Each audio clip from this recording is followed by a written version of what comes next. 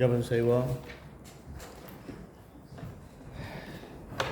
என் கண்மலையும் மீட்புறமாகிய கர்த்தாவே, அடிமையின் வாயின் வார்த்தைகள், இருதயத்தின் சிந்தனைகள், தியானம் சமூகத்திலே பிரீதியாக இருப்பதாக. இந்த நாளிலே தயவாய் கூட்டி சேர்த்த உம்முடைய பிள்ளைகளுக்காய் நன்றி செலுத்துகிறோம். உம்முடைய சமூகத்திலே வந்தவர்கள் ஒரு நாளும் வெறுமையாய் திரும்பினதில்லை அப்பா. இந்த வேளையிலே பலவீனம் உள்ளவர்களுக்காய், துக்கத்திலும் பாடுகளிலும் ஆண்டவரே பலவிதமான சோதனைகளிலும் இருப்பவர்களுக்காய் கூட உம்முடைய சமூகத்திலே வருகிறோம். சபைக்காக உம்முடைய சமூகத்தில் வருகிறோம். இன்னும் அநேக ஆத்துமாக்கள் வந்து சத்தியத்தை அறிந்து ஆண்டவரே விடுதலை பெறவும், ஆண்டவரே வியாதியிலிருந்தும், வேதனையிலிருந்தும், துன்பத்திலிருந்தும், கஷ்டத்திலிருந்தும், கவலையிலிருந்தும், பலவிதமான போராட்டங்களிலிருந்து விடுதலை பெறும்படியாய் சத்தியத்தை அறிவீர்கள், சத்தியம் உங்களை விடுதலை ஆக்கும் என்று சொன்னீர். குமாரன் விடுதலை ஆக்கினால் மெய்யாக விடுதலை ஆவீர்கள் என்று ஆண்டவரே நீர் சொன்ன வார்த்தையின்படி கர்த்தாவே, இந்த நாளிலே கர்த்தாவே ஒவ்வொருவரையும் விடுதலை ஆக்கும்படியாய் ஜெபிக்கிறோம். எல்லாவது அந்தவார சக்தியின் கிரிகள், பொல்லாத ஆவிகள் நசரேயனாகிய இயேசுவின் அதிகாரமுள்ள நாமத்தினாலே கட்டப்படுவதாக. ஆவியானவர் வெற்றி கொடி பிடிக்கும்படியாய் மீட்பர் இரட்சகருமாகிய இயேசுவின் இனிய நாம ஜெபிக்கிறோம் நல்ல பிதாவே, ஆமென். நாம் தொடர்ந்து கிருபையை குறித்து தான் நாம் தியானித்து கொண்டே வருகிறோம். இந்த புதிய ஆண்டில் ஆண்டவர் ஒவ்வொருவருக்கும் கிருபையின் மேல் கிருபை தர வேண்டுமாய் நாம் எல்லோரும் அவருடைய கிருபாசன் அண்டையிலே நாம் அண்டிக்கொள்ள வேண்டும் இல்லையா? கிருபை காலைதோறும் கிருபைகள், நாம் நிர்மூலமாக இருப்பது கர்த்தருடைய சுத்த கிருபையில் சாதாரண கிருபை தான். அது வேதம் அப்படி தான் இல்லையா?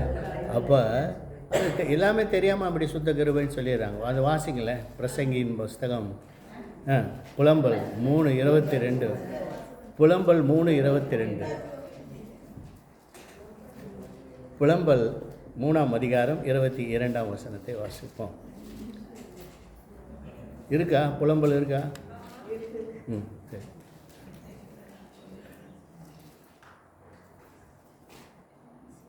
எரேமியா பின்னாடி புலம்பல்.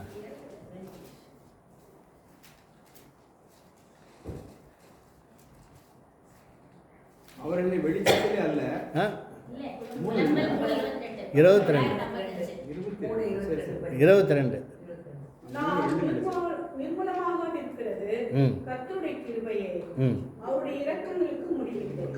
யார் தெரியல. இந்த சுத்த கிருபை, சுத்தத்தை யாரும் சேர்த்துட்டாங்க பைபிளில் இல்லையா? சரி, ஓகே, அது வேற இது வேற. சரி, ஓகே, நாம் இப்போ தேவனுடைய வார்த்தைகளை கடந்து போவோம். ஏசாயின் புஸ்தகம் 54ஆம் அதிகாரம் 10ஆம் வசனத்தை வாசிப்போம். ஏசாயா 54:10 எடுத்தவங்க யாருனாலும் சீக்கிரமாக வாசிங்க. ஏசாயா 54:10. மலைகள் விலகினாலும், பர்வதங்கள் நிலை பெயர்ந்தாலும், என் கிருபை உன்னை விட்டு விலகாமல் என்று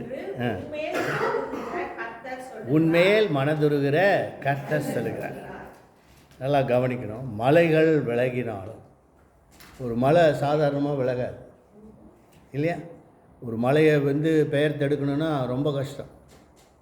பர்வதங்கள் நிலை பெயர்ந்தாலும், அப்போ இவையெல்லாம் பண்ணால் கூட என் கிருபை உன்னை விட்டு விலகாது இல்லையா? இப்போ ஆண்டவர் அவருடைய கிருபை மகா பெரியது. அவருடைய இரக்கங்களுக்கு முடிவில்லை. நீர் இரக்கமும் மன உருக்கமும் நீடிய சாந்தமும் பொறுமையும் மிகுந்த கிருபையும் உள்ள தேவன். அப்போ அவருடைய கிருபை ரொம்ப பெரியது. போன வாரம் ஒரு கிருபை குறித்து நாம் பார்த்தோம். அது என்ன வசனம் யாராவது சொல்ல முடியுமா? சங்கீதம் 106ஆம் சங்கீதம் 45ஆம் வசனத்தை வாசிப்போம். சங்கீதம் 106:45.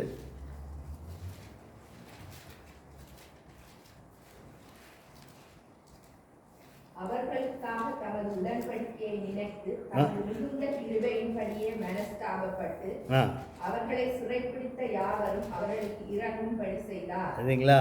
உடன்படிக்கையை நினைத்து மிகுந்த கிருபையின்படி. அப்போ ஆண்டவர் உடன்படிக்கையை போன வாரத்தில் நாம் பார்த்தோம். என்ன உடன்படிக்கை? 2 விதமான உடன்படிக்கையை பார்த்தோம் இல்லையா? முதலாம் உடன்படிக்கை, புது உடன்படிக்கை இல்லையா? இப்போ புது உடன்படிக்கையின் மத்தியஸ்தராக இருக்கிறார். இப்போ அதே ஆண்டவர் சொல்கிறார், மீண்டுமாய் 54:10 வாசிக்கும்போது, ஏசாயா 54, மலைகள் விலகினாலும் பர்வதங்கள் நிலை பெயர்ந்தாலும் என் கிருபை உன்னை விட்டு விலகாமலும் சமாதானத்தின் உடன்படிக்கை நிலை பெயராமல் இருக்கும். அப்போ நல்லா கவனிங்க, சமாதானம் இருந்தாதான் கிருபை இருக்குன்னு அர்த்தம். வீட்டில் சமாதானம் இல்லைன்னா கிருபை இல்லை. வீட்டில் சமாதானம் இல்லைன்னு வைங்களேன், கிருபை இல்லை. எங்கே கிருபை இருக்கோ அங்கே சமாதான உடன்படிக்கை பண்ணிட்டார் இல்லையா? பழைய ஏற்பாட்டில் ஜனங்கள் இந்த சமாதான உடன்படிக்கைக்காக எவ்வளோ கஷ்டப்பட்டான். எரேமியாவின் புஸ்தகம் 8ஆம் அதிகாரம் 11ஆம் வசனத்தை வாசிப்போம். எரேமியா 8ஆம் அதிகாரம் 11ஆம் வசனம். சமாதானம் இல்லாதிருந்தும் சமாதானம் சமாதானம் என்று சொல்லி சமாதானமே இல்லை. ஆனால் என்ன சொல்லிட்டாங்க பழைய ஏற்பாட்டில்? உங்களுக்கு சமாதானம், உங்களுக்கு ஒரு சர்ச்சில் ஒரு குறும்புகார பையன் இருந்தான். பாஸ்டர் வந்து சொன்னாராம், கர்த்தர் உங்களோடு இருப்பாராகன்னு சொன்ன உடனே இவன் சொல்கிறான், கண்டிப்பாக அவங்க கூட இருக்க மாட்டாராக. அப்போ நல்லா கவனிக்கணும், இங்கே சமாதானம் இல்லாதிருந்தும் என்ன செய்தார்கள்? சமாதானம் சமாதானம் என்று சொன்னார்களாம். அதே அதிகாரம் 15ஆம் வசனத்தை வாசிப்போம். எரேமியா 8ஆம் அதிகாரம் 15ஆம் வசனம். சமாதானத்துக்கு காத்திருந்தோம் பிரயோஜனம் இல்லை, ஆரோக்கிய காலத்துக்கு காத்திருந்தோம் ஆபத்து தான் வந்துச்சு. சமாதானத்துக்கு காத்திருந்தார்கள் பழைய ஏற்பாட்டு பரிசுத்தவான்கள். they were waiting for the peace. சமாதானம் எப்போ வரும், சமாதானம் எப்போ வரும். அதுதான் தீர்க்க தரிசனம் சொல்லுகிறது. ஆதியாகமம் 49ஆம் அதிகாரம் 10ஆம் வசனத்தை வாசிப்போம். ஆதியாகமம் 49:10. சமாதான கர்த்தர் வருமளவும் சமாதான கர்த்தர் வருமளவும் செங்கோல் யூதாவை விட்டு நீங்குவதும் இல்லை, நியாயப்பிரமாணிக்கன் அவன் பாதங்களை விட்டு ஒளிவதும் இல்லை. பார்த்தீங்களா? அப்போ சமாதான கர்த்தர் வருமளவும், அந்த சமாதானத்தின் தேவன் வருமளவும் செங்கோல் நிலை நிறுத்து கொண்டே இருக்கிறது யூதாவில் இல்லையா? அதனால தான் அந்த சமாதான காரணர் வந்துட்டார். வேதம் சொல்லுகிறது, மீகாவின் புஸ்தகம் 5ஆம் அதிகாரம் 5ஆம் வசனத்தை வாசிக்கும்போது, மீகா 5:5 வாசிப்போம். இவரே சமாதான காரணர் சொல்லப்பட்டிருக்கு. யார் இந்த இவர் இல்லையா? அவன் மீகா சொல்லிட்டான், இவரே சமாதான காரணர். அப்போ இந்த சமாதானத்துக்கு பழைய ஏற்பாட்டு பரிசுத்தவான்கள் காத்து கொண்டிருந்தார்கள். மீண்டுமாக எரேமியாவின் புஸ்தகம் 14ஆம் அதிகாரம் 19ஆம் வசனத்தை வாசிப்போம். எரேமியா 14:19 என்ன சொல்லுகிறது? முற்றிலும் வெறுத்தீரோ, சீயோன் நம்முடைய ஆத்மாவுக்கு அரோசிகமாயிற்றோ, நாங்கள் ஆரோக்கியம் அடையக்கூடாதபடி எங்களை ஏன் அடித்தீர்? சமாதானத்துக்கு காத்திருந்தோம் ஒரு நன்மையும் இல்லை, ஆரோக்கிய காலத்துக்கு காத்திருந்தோம் இதோ ஆபத்து. அப்போ அவங்க சொல்கிறாங்க, பழைய ஏற்பாட்டு பரிசுத்தவான் சொல்லுகிறார், சமாதானத்துக்கு காத்திருந்தோம், பிரயோஜனமே இல்லை, ஆரோக்கியம் ஆயிடும்னு நினச்சோம், ஆனாலும் என்ன வந்துருச்சு? ஆபத்து. அதே அதிகாரம் 22ஆம் வசனத்தை வாசிப்போம். 22 என்ன சொல்கிறது?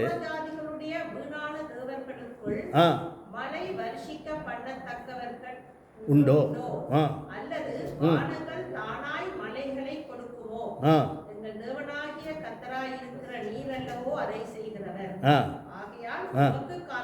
உமக்கு காத்திருந்தோம். பார்த்தீங்களா? சொல்கிறாரு, உமக்கு we are waiting for you. யார் அந்த உமக்கு? ஆண்டவராக இயேசுக்கு தான் காத்திருந்தோம். அப்போ ஜனங்க தேவர் வெயிட்டிங். அதே போல் தீர்க்கதரிசி எசேக்கியேலின் காலத்தில், இது எரேமியாவின் காலத்தில் தீர்க்கதரிசனம் உரைத்தது. எசேக்கியேல் காலத்தில் வாசிப்போம். எசேக்கியேல் தீர்க்கதரிசியின் புஸ்தகம் 13ஆம் அதிகாரம் 10ஆம் வசனத்தை வாசிப்போம். எசேக்கியேல் 13:10 என்ன சொல்கிறது? சமாதானம் இல்லாதிருந்தும் சமாதானம் என்று சொல்லி ஜனத்தை மோசம் போக்கினார்கள். ஒருவன் மண் சுவரை வைக்கிறான், மற்றவர்கள் சாரமில்லாத பார்த்தீங்களா? சமாதானமே இல்லை. இன்றைக்கும் கூட நிறைய பிரசங்கம் அப்படிதான். உங்களுக்கு சமாதானம், ஒரு பிரச்சனையும் இல்லை, நீங்கள் நல்லா இருப்பீங்க இல்லையா? இன்றைக்கி கூட நேற்று ஒரு ஃபேஸ்புக் போட்டேன். 5 விதமான பிரசங்கங்கள் பரலோக ராஜ்யத்துக்கு உங்களை கொண்டு போக, 5 விதமான சபைகள் உங்களை பரலோக ராஜ்யத்துக்கு கொண்டு போக. அதெல்லாம் பாருங்கள் இல்லையா? ஆனால் நம்ம என்ன பார்க்குறோம்? கத்திரிக்காய், வெண்டைக்காய் மோகு, கத்திரிக்காய் மோசு செய்தால் எப்படி இருக்கும்? கருவாடு சட்னி, அதை தான் பார்க்குறோம். நம்ம இதை பார்க்குறதில்லை.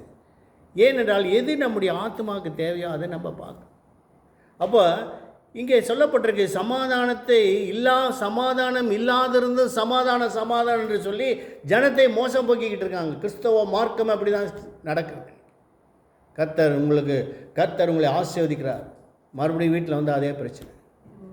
உங்களுக்கு சமாதானம், மறுபடியும் வீட்டில் வந்ததும் கணவன் மனைவி சண்டை இல்லையா? சமாதானம் இல்லை. ஆனால் சமாதானம் ஏனென்றால் இதை தான் ஆண்டவர் வாசிங்க. பழைய ஏற்பாட்டின் காலத்தில் இந்த சமாதானத்தை கூறுகிறவர் யார் சொல்லி கூறுவாங்கன்னா, எசேக்கியேல் 34ஆம் அதிகாரம் 1ஆம் வசனத்தை வாசிக்கும்போது எசேக்கியேலுக்கு ஆண்டவர் சொல்கிறார், நீ போய் கர்த்தருடைய வார்த்தை எனக்கு உண்டாகி, மனுபுத்திரனே, இஸ்ரவேலின் மேய்ப்பருக்கு விரோதமாக தீர்க்கதரிசனம் உரை. நீ தீர்க்கதரிசனம் உரைத்து அவர்களோடு சொல்ல வேண்டியது என்னவென்றால் கர்த்தராகிய ஆண்டவர் மேய்ப்பருக்கு சொல்லுகிறார், தங்களையே மேய்க்கிற இஸ்ரவேலின் மேய்ப்பருக்கு ஐயோ, மேய்ப்பர் அல்லவோ மந்தையை மேய்க்க வேண்டும். பார்த்தீங்களா? நல்லா புரிஞ்சுக்கொள்ளுங்க. மேய்ப்பர்களுக்கு ஆண்டவர் விரோதமாக சொன்னார். ஏன் விரோதமாய் சொன்னார் என்றால், மேய்ப்பர்கள் மந்தையை மேய்க்கவில்லை, தங்களை தாங்களே மேய்த்தாங்க இல்லையா? அவங்க நல்லா இருந்தால் போதும், என் பிள்ளைங்க நல்லா படிக்கணும் இல்லையா? என் பிள்ளைங்க ஃபாரினில் போய் இருக்கணும், என் பிள்ளைங்களுக்கு எல்லாம் செய்யணும். மற்றவர்கள் மந்தையை குறித்து அவர்கள் கவலைப்படவில்லை. 22ஆம் வசனத்திலிருந்து, அதே அதிகாரம் 22ஆம் வசனத்திலிருந்து வாசிப்போம். என்ன சொல்கிறது? ஆடுகளுக்கு ஆடுகளும் நியாயம் தீர்ப்பேன். அவர்கள் மேய்க்கும்படி என் தாசனாகிய தாவீது என்னும் ஒரே மேய்ப்பனை நான் அவர்கள் மேல் விசாரிப்பாயிருக்க ஏற்படுத்துவேன். இவர் அவர்களை மேய்த்து இஸ்ரவேலரை இவரே அவர்களுக்கு மேய்ப்பனாய் இருக்கிறார். தொடர்ந்து வாசிங்க. நான் அவர்களுக்கு தேவனாக இருப்பேன். தாசனாகிய தாவீது அவர்கள் நடுவிலே அதிபதியாய் இருப்பார். கர்த்தராகிய நான் இதை சொன்னேன். நான் அவர்களோடு சமாதான உடன்படிக்கை செய்து துஷ்ட மிருகங்களை தேசத்தில் இராதபடிக்கு ஒழிய பண்ணுவேன். பாருங்க, ஒரே ஒரு மேய்ப்பர் தான் சமாதான உடன்படிக்கை செய்கிறார். பழைய ஏற்பாட்டிலே சொல்லப்பட்ட மற்ற மேய்ப்பர்கள் எல்லாம் மந்தையை மேய்க்கவில்லை, தங்களை தாங்களே மேய்த்து கொண்டார்கள். இன்றைக்கு நிலைமை அப்படிதான். மந்தையை மேய்க்கவில்லை, சமாதான உடன்படிக்கை செய்யவில்லை. அப்போ ஆண்டவர் சொல்கிறார், சமாதானம் என்பது ஒரு உடன்படிக்கை. எல்லாருக்கும் சமாதானம் இல்லை, உலகத்துக்கு சமாதானம் இல்லை. இயேசு பிறந்தபோது தேவதூதர்கள் வந்து ஒரு பாடல் பாடினாங்க. லூக்கா 2:14 உன்னதத்தில் தேவனுக்கு மகிமையும் பூமியிலே சமாதானம் மனுஷன் மேல் பிரியம். அப்போ தேவதூதர்கள் பாடிட்டாங்க. என்னன்னு? சமாதான பிரபு வருகிறார், சமாதான காரணர் உலகத்தை பிறக்கிறார். அப்போ உலகம் முழுவதும் என்ன ஆகிடும்? உலகம் எல்லாம் சமாதானம் இருப்பாங்க, ஒவ்வொரு நாடும் சமாதானம் ஆகிடணும் நினச்சாங்க இல்லையா? மக்கள் எல்லாம் சமாதானமாக இருப்பாங்கன்னு நினச்சாங்க. ஆனால் ஆண்டவர் வந்து என்ன சொன்னார்? வாசிங்க, மத்தேயு 10ஆம் அதிகாரம் 34ஆம் வசனத்தில் இயேசு பிரசங்கம் பண்ணுறார். என்ன பிரசங்கம் பண்ணுறார்? வாசிங்க, மத்தேயு 10:34. பூமியின் மேல் சமாதானத்தை அனுப்ப வந்தேன் என்று எண்ணாதிருங்கள், சமாதானத்தை அல்ல பட்டயத்தை அனுப்பு. அப்போ ஆண்டவர் சொன்னார், சமாதானம் நான் வந்தது எல்லாருக்குமே சமாதானம். புரியுதுங்களா? வேதம் சொல்லுகிறது துன்மார்க்கனுக்கு சமாதானம் இல்லை என்று கர்த்தர் சொல்லுகிறார். ஏசாயா 48 கடைசியில் வாசித்தீங்கன்னா துன்மார்க்கனுக்கு சமாதானம் இல்லை. அப்போ நீங்கள் துன்மார்க்கனையும் சமாதானமாக இருக்குதுன்னு சொல்கிற போது அப்போ என்ன, ஆண்டவருடைய தீர்க்கதரிசனத்தை பொய்யா தானே சொல்கிறேன் இல்லையா?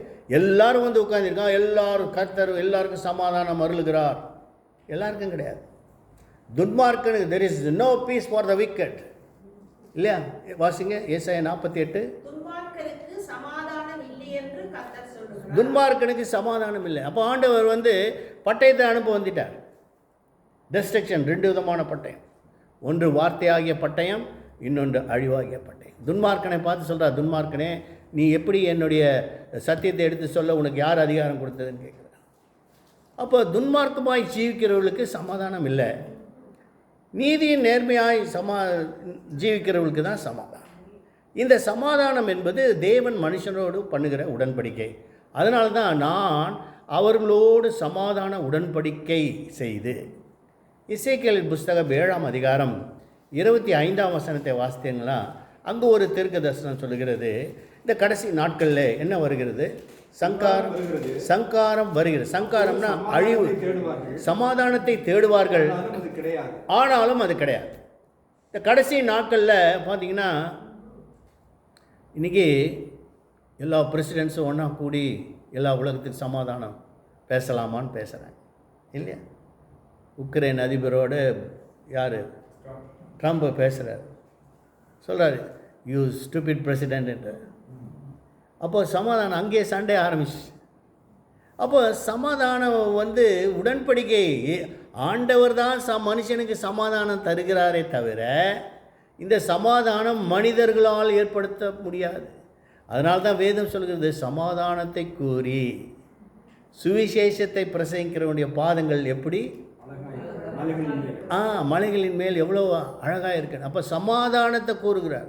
அப்போ இந்த சமாதானம் என்பது ஆண்டவர், அதனால்தான் ஆண்டவராக இயேசு இந்த உலகத்தில் வந்தார், வந்து பிரசங்கம் பண்ணார், சமாதானத்தை அனுப்ப வந்தேன்னு என்னாதுருங்க, சமாதானத்தை அனுப்ப நான் வரல, ஆனாலும் பட்டயத்தை அனுப்பினேன். பட்டயத்தைன்னா வசனம் தான் பட்டயம். ஏன் இந்த பட்டயத்தை அனுப்பினார் என்றால் அந்த பட்டயத்தில் தான் சமாதானம் இருக்குது, அதை புரிஞ்சிக்கல. எபேசியர் 2ஆம் அதிகாரம் 17ஆம் வசனத்தை வாசிப்போம். எபேசியர் 2ஆம் அதிகாரம் 17ஆம் வசனம். அல்லாமலும் அவர் வந்து தூரமாயிருந்த உங்களுக்கும் சமீபமாயிருந்த அவர்களுக்கும் சமாதானத்தை சுவிசேஷமாக அறிவித்தார். சமாதானத்தை தான் சுவிசேஷமாக அறிவித்தார். ஆண்டவர் வந்து 2 பேர் சண்டை போட்டுட்டு இருக்கான்னா இப்போ நம்ம என்ன நினைக்கிறோம், 2 பேர் அடிச்சுக்கிறான், அவனுங்களை போய் சமாதானம் பண்ணலான்னா 2 பேரும் சேர்ந்து நம்மளை அடிப்பான். அந்த சமாதானம் இல்லை இல்லையா? 2 பேர் பக்கத்து வீட்டுக்கு சண்டை, நீ குறுக்குள்ள போனால் 2 பேரும் சேர்ந்து உன்னை எதிரியாக்கிடுவான். அந்த சமாதானம் இல்லை. அதனால தான் ஆண்டவர் சொல்றார், சமாதானம் பண்ணுகிறவர்கள் அவர்கள் தேவனுடைய பிள்ளைங்க தான் சமாதானம் பண்ண முடியும் இல்லையா? மனுஷங்களை சமாதானம் பண்ணவே முடியாது. அதே போல் ஒரு பிரசிடென்ட் இன்னொரு கண்ட்ரியை சமாதானம் பண்ணவே முடியாது. ஏனென்றால் இது சமாதானம் என்பது தேவன் மனுஷரோடு பண்ணுகிற உடன்படிக்கை, அது கிருபையினால் தான் உண்டாகிறது இல்லையா? அதனால தான் என் சமாதானத்தின் உடன்படிக்கை உம்மை விட்டு விலகாமல் இருக்கும். எப்படி கிருபை விலகாமல் இருக்கோ அதே போல் தேவன் நம்மோடு பண்ண உடன்படிக்கை அந்த சமாதானம். அதனால தான் அந்த சமாதானம் என்பது தேவன் மனுஷனோடு பண்ணுகிற உடன்படிக்கை. ஆசார்களோடு ஒரு உடன்படிக்கை பண்ணினார். மல்கியாவின் புஸ்தகம் 2ஆம் அதிகாரம் 5ஆம் வசனத்தை வாசிக்கும்போது மல்கியா 2:5 சொல்கிறது, நான் அவனோடு பண்ணின உடன்படிக்கை ஜீவனும் சமாதானமுமாக இருந்தது. பார்த்தீங்களா? பழைய ஏற்பாட்டிலே சொன்னார், ஜீவனும் சமாதானம் தான் நான் பண்ண உடன்படிக்கை. அப்போ மனுஷர்களோடு ஆண்டவர் பண்ணுகிறதான உடன்படிக்கை என்ன? உனக்கு சமாதானம். அதனால்தான் ஆண்டவர் தான் மரிப்பதற்கு சிலுவையிலே அறைப்படுவதற்கு முன்பாக சீஷர்கிட்ட போய் ஒன்று வார்த்தை சொல்கிறார்.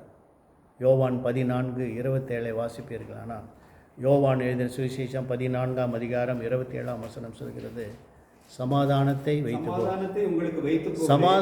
உங்களுக்கு வைத்து போகிறேன், என்னுடைய சமாதானத்தையே உங்களுக்கு கொடுக்கிறேன், உலகம் கொடுக்கிற பிரகாரம் நான் உங்களுக்கு கொடுப்பதில்லை. உங்கள் இருதயம் கலங்காமலும் பயப்படாமலும் இருப்பதாக. உலகத்தில் பார்த்தீங்கன்னா சில பேர் 3 மணி நேரம் நம்ம போய் சினிமாவில் உட்காந்து சமாதானமாக இருக்கலாம். சினிமா முடிஞ்சு வந்த உடனே 2 பேருக்கும் சண்டை ஆகிடும்.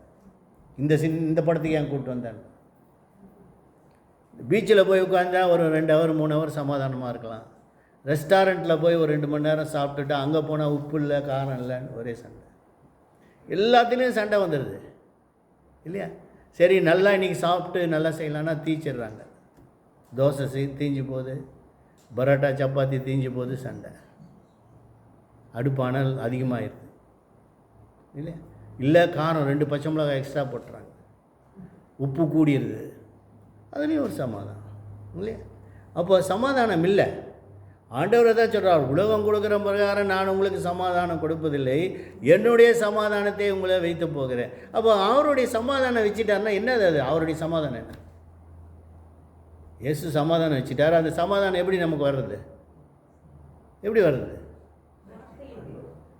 கொலேசியர் 3ஆம் அதிகாரம் 15ஆம் வசனத்தை வாசிக்கும்போது கொலேசியர் 3:15 சொல்கிறது, தேவ சமாதானம்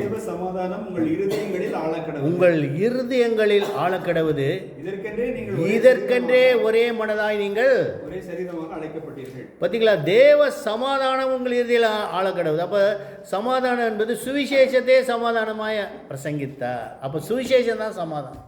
அதனால தான் இந்த லெந்து நாட்களில் நம்ம சுவிசேஷத்தை வாசிங்கன்றோம் இல்லையா? லெந்து நாளில் என்ன வாசிக்கிறோம்? நாங்கள் என்ன செய்கிறோம்? லெந்து நாளில் கறி சாப்பிடக்கூடாதுன்னு எல்லாம் காயெல்லாம் வாங்கி ரெடியாக வச்சுக்கிட்டோம். லெந்து நாளுக்கு வெண்டைக்காய் கத்திரிக்காய் எல்லாம் சாப்பாட்டுக்கு ரெடியாக வச்சுட்டோம். ஆனால் ஸ்பிரிச்சுவல் ஃபுட்டு அதுக்கு தான் நம்ம சொல்கிறது 4 சுவிசேஷத்தையும் வாசிங்க இல்லை? அப்போ சுவிசேஷம் தான் நமக்கு சமாதானம். அதனால தான் ஆண்டு சொன்னார், அவர் மீண்டுமா எபேசியர் 2:17 சொல்லுகிறது, அவர் அல்லாமலும் அவர் தூரமாயிருந்த உங்களுக்கும் சமீபமாயிருந்த அவர்களுக்கும் சமாதானத்தை சுவிசேஷமாய் அறிவித்தார். அப்போ he preached the gospel as peace. அப்போ நம்மளும் தான் என்ன செய்கிறோம்? சுவிசேஷத்தை தான் உங்களுக்கு சமாதானமாக சொல்கிறோம். அப்போ தான் அந்த தேவ சமாதானம் உங்கள் இருதயத்தை ஆளக்கடவு. இருதயத்தை ஆளணும்னாக்கா தேவனுடைய வார்த்தைகள் தான் நமக்கு சமாதானத்தை உண்டாக்கும் இல்லையா? ஒரு நல்ல பிரசங்கம், நல்ல செய்தி கேட்குறோம், ரொம்ப நல்ல செய்தியாக இந்த செய்தி ஆனால் சாத்தான் என்ன பண்ணுறான் தெரியுங்களா? அந்த செய்தியோ அந்த சமாதானத்தையோ உங்கள் இருதயத்தில் வைக்க மாட்டான். நல்லா கவனிங்க. சாத்தானுடைய வேலையே என்ன தெரியுங்களா? நீ கஷ்டப்படணும், நீ வியாதியில் இருக்கணும், நீ துன்பத்தில் இருக்கணும், நீ துக்கத்தில் இருக்கணும் இல்லையா? அப்படி உன்னை நெருக்கத்தில் வச்சா நீ என்ன பண்ண மாட்ட? ஜெபம் பண்ண மாட்ட, சர்ச்சுக்கு வர மாட்ட. இன்றைக்கி டயர்ட் ஆனவொன்னே சர்ச்சுக்கு வர மாட்டாங்க இல்லையா? நாங்கள் டயர்டாக இருக்கிறோம். நிறைய சாப்பிட்டுட்டு ஐயோ ஒருத்தர் சொல்கிறார், கூடி போச்சுங்க, வண்டி பெருசாகிடுச்சு, வண்டியை தூக்கிட்டு சர்ச்சுக்கு வர முடியல இல்லையா? என்னென்ன காரணம் சொல்கிறாங்க. ஒருத்தருக்கு நாங்கள் இந்தியாவில் இருக்கும்போது கேட்டோம், ஏப்பா வரல? ஐயோ மச்சான் கோழி எடுத்துகிட்டு வந்துட்டாருங்க பாஸ்டர், ஊர்லேருந்து நல்ல நாட்டுக்கோழி பிரியாணி செய்துட்டு சாப்பிட்டோம் பாஸ்டர். ரொம்ப சார் அந்த டைம் ஏசப்பா வந்திருந்தாருன்னு நீங்கள் கோழி சாப்பிட்னே இருப்பீங்க, அவர் பாட்டு வந்தவங்கள எல்லோரும் கூட்டு போயிடலாம் இல்லையா? அப்போ நம்ம எது செய்கிறோம்? எல்லாத்தையும் அவாய்ட் பண்ணுறோம் இல்லையா? இக்னோர் பண்ணுறோம். சண்டே சர்ச் இக்னோர் பண்ணுறோம், சண்டே சர்ச் அவாய்ட் பண்ணுறோம். we give more importance to other things rather than the word of God இல்லையா? ஏதோ சமயத்தில் sometimes unavoidable circumstance you can take it இல்லையா? சும்மா கை வலிக்குது, காலை மண்டை இடிக்குது, நான் சர்ச்சுக்கு வரல. நீ சர்ச்சுக்கு வா, குணமாயிடும். நாங்கள் தான் சொல்கிறோம். உடம்பு சரி, ஆண்டவர் சமூகத்தில் யார் வந்தாங்க? All the sick people. அதனால தான் வியாதியஸ்தர்களை அழைத்து கொண்டு வாருங்கள்ன்றாங்க இல்லையா? நீங்கள் இந்து கோயிலெலாம் பாருங்கள், பெரும் வியாதியஸ்தர்கள் உள்ளே வரக்கூடாதுன்னு போட்டிருக்கோம். ஆனால் நாங்கள் என்ன சொல்கிறோம்? You bring the sick will be prayed for இல்லையா? Bring the isolated, bring the deserted, கைவிடப்பட்டவர்கள், தனித்து விடப்பட்டவர்கள், வியாதியின் கொடுமையில் இருக்கிறவர்கள், பிசாசு பிடித்தவர்கள் அழைத்து கொண்டு வாங்கன்றோம் இல்லையா?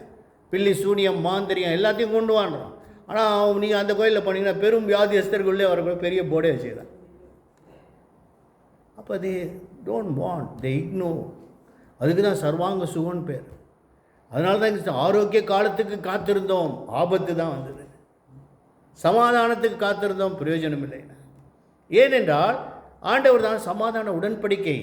அதனால தான் ஆண்டவர் கரெக்டாக வசனம் சொன்னார். வாசிங்களேன், யோவான் 20ஆம் அதிகாரம் 19ஆம் வசனத்தில் சொல்கிறார், உங்களுக்கு சமாதானம். வாசிங்க, யோவான் 20:19. பிரதான ஆசாரியரும் வேதபாரகரும் தங்களை குறித்து இல்லை 20:19 வாசிங்க. முதல் நாளாகிய அன்றைய தினம் 20:19 சீஷர்கள் கூடியிருந்த இடத்தில் யூதர்களுக்கு பயந்ததினால் கதவுகள் பூட்டப்பட்டிருக்கையில் இயேசு வந்து நடுவே நின்று உங்களுக்கு சமாதானம் என்றார். உங்களுக்கு சமாதானம். சொல்லுங்க, உங்களுக்கு சமாதானம். யாருக்கு சமாதானம்? உங்களுக்கு சமாதானம். எங்களுக்கு சமாதானம் இல்லை, உங்களுக்கு சமாதானம். ஒவ்வொருத்தர் அதனால தான் சொல்கிறார் உங்களுக்கு சமாதானம். ஆண்டவர் வந்து சொன்னார் உங்களுக்கு சமாதானம். ஏன்னா அவர் தானே சமாதானத்தை கூறுறாரு இல்லையா? அதனால் அவர் சொல்கிறார் உங்களுக்கு சமாதானம். அப்போ இந்த சமாதானம் தேவன் பண்ணுகிற உடன்படிக்கை, அது கிருபையினால் உண்டாயிருக்கு. இப்போ நல்லா புரிஞ்சுக்கொள்ளுங்க, ஒரு மனுஷனுடைய வாழ்க்கையில் சமாதானம் இல்லாவிட்டால் அவன் கிருபை இல்லாதவனாக இருக்கு. அப்போ ஆண்டவர் தான் சொன்னார், மலைகள் விலகினாலும் பர்வதங்கள் நிலை பெயர்ந்தாலும் என் கிருபை உன்னை விட்டு விலகாமலும் என்னுடைய சமாதான உடன்படிக்கை நிலை பெயராமல் இருக்கு. அப்போ அந்த கிருபையை தான் நம்ம காத்துக்கொள்ளணும். நிறைய பேர் they ignore the grace இல்லையா? வாசிப்போம், யோனாவின் புஸ்தகம் 2ஆம் அதிகாரம் 9ஆம் வசனத்தில், பொய்யான மாயை பின்பற்றுகிறவர்கள் தங்களுக்கு வரும் கிருபையை போக்கடிக்கிறார்கள். வாசிங்க, யோனா 2:9. துதியின் சத்தத்தோடு 8 பொய்யான மாயை பற்றிக் கொள்ளுகிறவர்கள் தங்களுக்கு வரும் கிருபையை போக்கடிக்கிறார்கள். பார்த்தீங்களா, எல்லாமே பொய்யான மாயை தான் இல்லையா? சில பேர் இன்னொரு நான் வாட்ஸ்அப்பில் கூட அனுப்பிச்சேன் ஒன்று, என்னன்னாக்கா சம் சர்ச்சஸ், எப்படி எந்த churches 5 kind of churches they stick to the vanity, மாயையை பின்பற்றி கொள்கிறாங்களாம். ஏன்னா பீப்புள் எதை லைக் பண்ணுறாங்க? They want the big church, they want the big banner. புரியுதுங்களா? they want the சர்ச்சுக்கு எப்படி இருக்கணும்? டான்ஸ், நல்லா சர்ச்சுக்கு போனவுடனே நல்லா வர்ஷிப் பண்ணுறாங்க. இதெல்லாம் ஃபால்ஸ். புரியுதுங்களா? டான்ஸ் இப்போ பார்த்தீங்கன்னா நிறைய டான்ஸை கொண்டாந்துட்டாங்க, சர்ச்சுக்குள்ளே டான்ஸ் கொண்டாந்துட்டாங்க. இதெல்லாம் தேவனுக்கு பரிசுத்த அலங்காரத்துடனே கர்த்தரை தொழுது கொள்ளுங்கன்றார். பரிசுத்தம் போயிடுச்சு. ஆனால் என்ன வந்துடுச்சு? உள்ள எல்லாம் வந்துடுச்சு. அதனால தான் இது வந்தது வேதத்தின்படி தான் வந்திருக்கு. 2 தெசலோனிக்கர் 2ஆம் அதிகாரம் 2ஆம் வசனத்தில் அப்போஸ்தலனாகிய பவுல் சொல்கிறார், அவன் எதிர்த்தனைக்கு வாசிங்க. 2 தெசலோனிக்கர் 2:2 வாசிப்போம். நாம் ஒரு ஆவியினாலாவது வார்த்தையினாலாவது எங்களிடத்திலிருந்து வல்லதாய் தோன்றுகிற ஒரு நிருபத்தினாலாவது கிறிஸ்துவுடைய நாள் சமீபமாக இருக்கிறதாக சொல்லப்பட்டால் உடனே சஞ்சலப்படாமலும் கலங்காமலும் இருங்கள். எவ்விதத்தினாலும் ஒருவனும் உங்களை மோசம் போக்காதபடிக்கு எச்சரிக்கையாயிருங்கள். ஏனெனில் விசுவாச துரோகம் முந்தி நேரிட்டு கேட்டின் மகனாகி பாவ மனுஷன் வெளிப்பட்டால் ஒழிய அந்த நாள் வராது. அவன் எதிர்த்து நிற்கிறனாயும் அவன் எதிர்த்து நிற்கிறனாயும் தேவன் எண்ணப்படுவது எதுவோ ஆராதிக்கப்படுவது எதுவோ அவன் எல்லாவற்றிற்கும் மேலாக தன்னை உயர்த்துகிறவனாயும் தேவனுடைய ஆலயத்தில் தேவன் போல் உட்கார்ந்து தன்னைத்தான் தேவன் என்று காண்பிக்கிறவனாயும் இருப்பான். இப்ப சாத்தான் எங்க வந்துட்டான்? He entered into the church. எப்படி வந்துட்டான்? கள்ள போதகர்கள் மூலமா வந்துட்டான், கள்ள தீர்க்கதரிசிகளாய் வந்துட்டான் இல்லையா? ராங் டாக்ட்ரின்ஸ், ராங் ப்ரீச்சிங்ஸ் உள்ளே வந்துட்டான். தெரியல, ஜனங்க என்ன நினைக்கிறாங்க? அவன் பாருங்க வசனத்தை வச்சே தான் ஏமாத்துறான் இல்லையா? வசனத்தை வச்சே தான் ஏமாத்துறான். ஒரு சின்ன கொடுங்கள் கொடுக்கப்படும். என்ன கொடுக்கணும்? காசு தானா இல்லையா? என்ன கொடுக்கணும்? இலவசமாய் பெற்றீர்கள், இலவசமாய் கொடுங்கள். உங்களுக்கு உண்டானங்கள் பிச்சை கொடுங்கள், சகலமும் சுத்தமாயிரும். கொடுங்கள் கொடுங்கள்னு இயேசு நிறைய சொல்லியிருக்கிறார். கை மாறு கருதாமல் கடன் கொடுங்கள். இடது கை வலது கை கொடுப்பது இடது கை தெரியாமல் கொடுங்கள். அப்போ கொடுக்கறதுல நிறையா இருக்குது.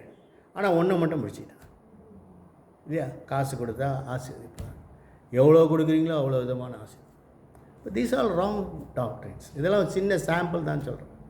So many things involved. அதனால தான் நாம் அறிந்து கொள்ள வேண்டும். அதனால தான் ஆண்டவர் சொன்னார், ஏனெனில் விசுவாச துரோகம் முந்தி நேரிட்டு கேட்டின் மகனாகிய பாவ மனுஷன் வெளிப்பாட்டாளருடைய அந்த நாள் வராது, அவன் என்ன செய்வானா, எதிர்த்து நிற்கிறவனாயும் தேவன் எனப்படுவது எதுவோ ஆராதிக்கப்படுவது எதுவோ அதிலெல்லாம் பார்த்தீங்கன்னா இப்போ ஆராதனைன்னு ஜனங்க போகிறாங்க.